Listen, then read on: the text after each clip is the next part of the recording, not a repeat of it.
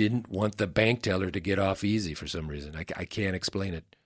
I really wanted her to do her job. Well, anyway, one day I'm scouring the beach and my metal detector is going berserk. It just won't stop beeping, right? So I'm wondering what is going on here. And I walk the length, I would say it's 300 feet. The whole time the beeping just keeps going. Yeah, and that's going, not that far. And going and going and going. But it's consistent, as if it's one chunk of metal. Well, I start to dig, and I dig, and I dig, and I dig. Next thing you know, I look up, and there are 50 beachgoers helping me dig. We dig well into the night, and finally at 7 a.m. the following morning, we reach pay dirt. Teenage Ron Burgundy and his prized metal detector had discovered a World War II Japanese submarine. Oh, my God. Missing in action for over 70 years. Yes. It was truly incredible. And people just erupted in cheers. A Japanese sub! It had been missing for over 70 years in action, and all of a sudden we start hearing this ping, ping, ping, ping, ping, ping, ping, tap, tap, tap, Oh, my tap, God. tap, tap. And we opened up the hatch, and everyone was still alive. No. Okay. No, there were just skeletons in there. Jesus. Yeah. But it was very incredible. The Japanese government at that time invited me to the Tokyo Cherry Blossom Festival for honoring their war dead. It was very moving. So I got to go to Tokyo. At least, I think I was in Tokyo. I hope that was Tokyo. But regardless, it was a very moving and a wonderful Christmas. Wow. Yeah, that story is incredible. Missing for over 70 years, and it was under their feet the whole time. Yeah, I can't believe it just buried under the sand. Under the sand. Yeah. So, I guess the moral to that story is get yourself a metal detector and you might, could be your key to adventure. Yeah. I thought that entire memory was funny. Was great. It was absurd. Absolutely hilarious. It was great. I turned around. It. There were 50 people behind me. Yes. Digging up this submarine. And you're And like, just- oh, this is great. Yeah, that was really great. Okay, so I'm glad you I totally you agree with that that. one. I loved both songs. They were insane and funny. Yes. Again, he's got to do a lot wrong for him to have done wrong by me, particularly with this character. Sure. But I did go back and listen because I really enjoyed Christmas Memories. I felt the same way both of you did. I think about Top 10 Women. The list was funny. I thought everybody was great. RuPaul is always great. And added some sweetness and kind of decentness and decency to Ron Burgundy's ridiculous and always on the edge of, not misogyny, but again, just outdated cultural Kind of notions. 70s era Right. thoughts Exactly. about the way that genders and sexes can engage with each other. Right. So I thought they were great together. I knew it was going to be good when I saw RuPaul was in it, but I went back and listened to True Crime. So again, I've said it doesn't extend to everything. In the True Crime episode, we know that Ghost, my cat, is our mascot, but he's really trying to get He's physically very active involved today. Yeah. Sorry, he was walking on my keyboard, folks. Keyboard True cat? Crime, Keyboard Cat. There you go. No. Oh my God! I don't know the song. Adorable. It's so good. Go ahead and watch it, No, folks. we don't have copyright on Keyboard Cat song, Brent. Don't sing it accurately. True Crime was really terrible. It was not So funny bad. at all. It really drug on. It was painful. So you were right, because I listened to these two and thought, well, maybe I'm going to find that first one that Brandon listened to absolutely hilarious Right. as well. And you didn't, obviously. Everything's fine now, Brandon. Ghost is just chewing on an electrical cord. Hey, buddy, I'm going to unplug that. Let's make sure he doesn't zap himself. This is good podcasting, I think folks. I'm glad that my suspicions were confirmed that the first episode is kind of a dud. Yeah. And I agree that it did get better with time as soon as they started introducing new concepts. Because Right. it's not like Will Ferrell doesn't know how to play Ron Burgundy. Sure. He's got Ron Burgundy dialed in. it's like any great comedian who has a character that they've established and they kind of know how to talk and walk in that skin. And so it's never a problem with Ron Burgundy. It's about the things around him. Right. And I felt that Christmas Memories for me was just as boring and just as bad as...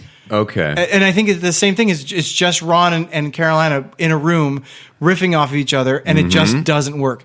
And so I did a little research. And again, one of those two people is doing a straight man. So you've really got one guy riffing. But here's the other thing. So I did a little research. Yeah. Do you guys know who Carolina is to Will Ferrell? No, absolutely no idea. She is his personal assistant. Okay. And has worked with him on a few. I checked her IMDb, and she's been a personal assistant for a director it was on a Will Ferrell film with Emma Thompson.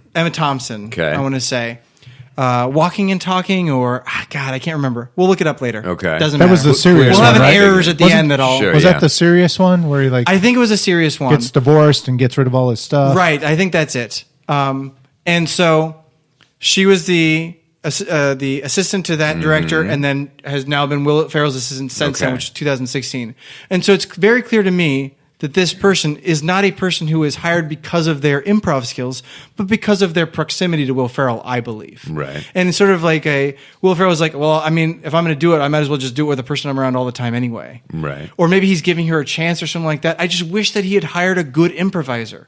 I wish they had gone to the comedy scene, because it was one of those things where I was like, I was legitimately surprised that they didn't hire an improv person for an improv show that's a comedy-based show rather than just get Will Ferrell's assistant, which really bothers me. Okay. But the role would still be the person playing the straight Totally person. agree, Doug. Right. Very good point. But there's a thing in comedy that the straight person doesn't have to be unfunny Right. or slow yeah. down progress or stop progress. But are we sure she was? For instance, the first reference to his Christmas album Right. comes from her.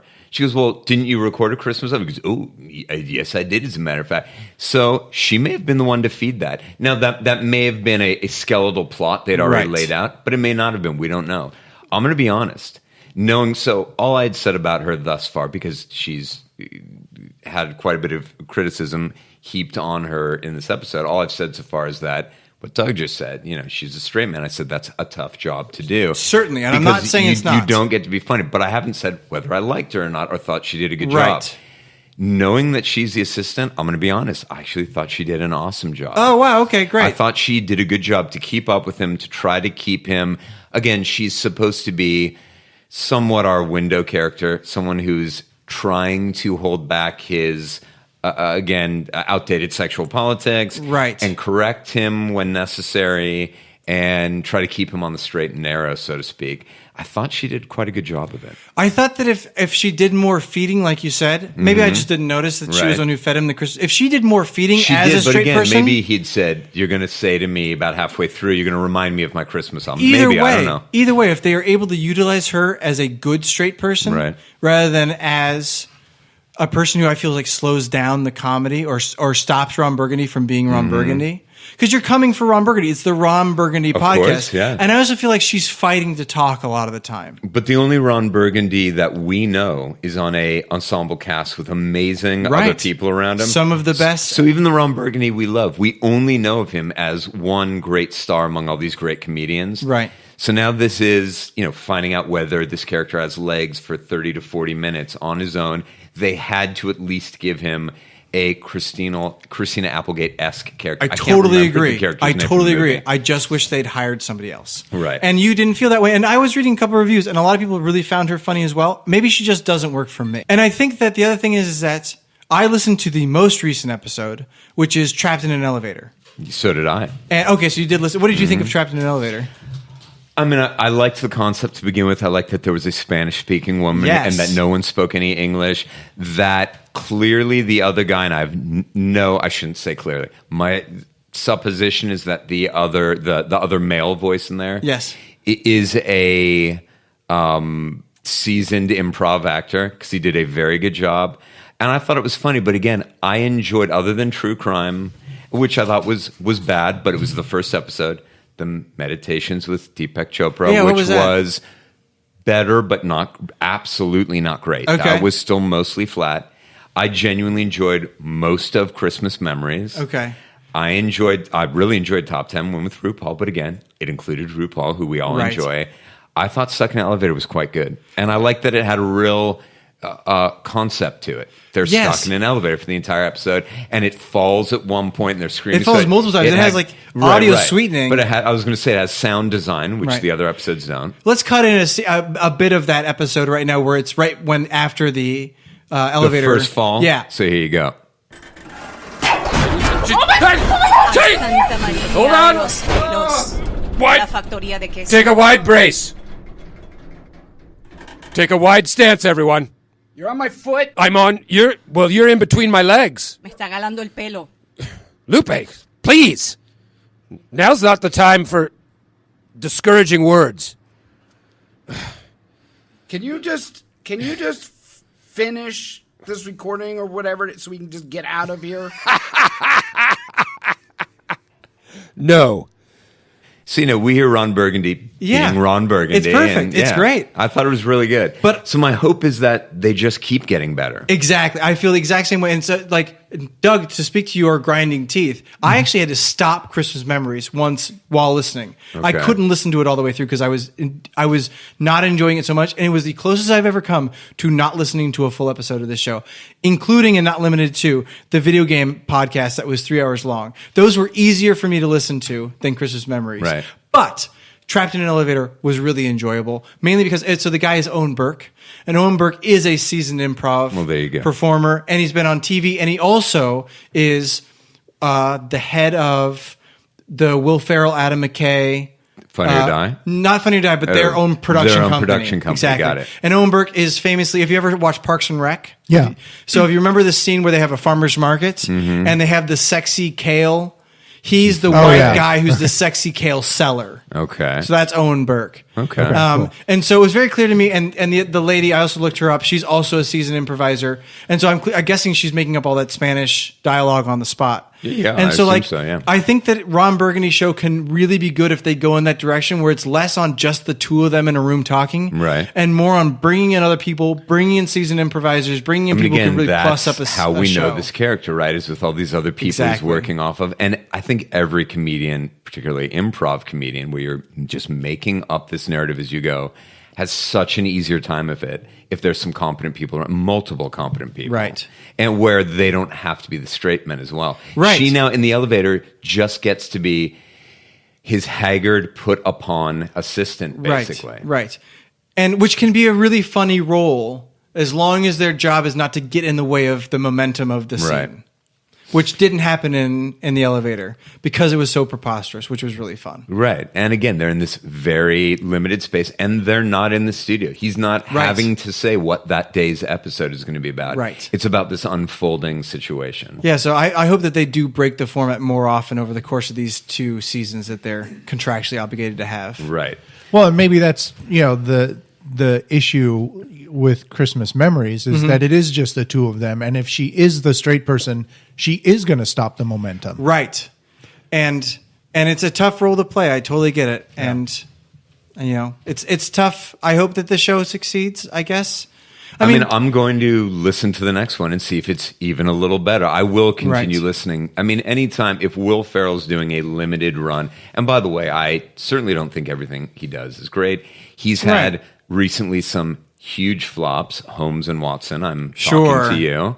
And, I've never seen I think they're called Daddy's Home movies. There's 2 of them. Is that what it's called? There are, yeah, but they Okay. were both big successes. I'm sure they were, but I don't think they were critical successes. I think they were moneymakers. Right, yeah, certainly. Right. So what's the same with Anchorman too? I mean, we may be in a place Absolutely. where because But you and I think more than any other movie between us, we quote Talladega Nights. Oh, There's hell 30 yeah. different scenes that if I start, you will start quoting along with me. 100%. I mean, that's in our DNA. So he's also done stuff that is comedically hugely important to us. Talladega Nights is top 5 comedies for me. Absolutely, I mean, it's me incredible. too. And I think Doesn't make the board for me, just so we're that's clear. fair. That's Yeah. fair. We should- Okay. Yeah. Are there any podcast related films that would make your top 5? Podcast? Trying to keep it Tough podcast question, but focused, I love it. Yeah. No, I don't know. I Now, don't, Doug, I don't even know how to answer that. I'm not keep even in sure what mind- that question is asking of me. You know what, Doug, nor am I, but I'm going to help you anyway. Thank you. Keep in mind, because I actually don't know how to answer that question, we have referenced on our show twice Roadhouse. True. So might Roadhouse crack a top 20? As a Maybe podcast, like if somebody discussed Roadhouse No, or the no, characters? No, from just Roadhouse? a movie that we can currently reference because we once talked about on our podcast as arguably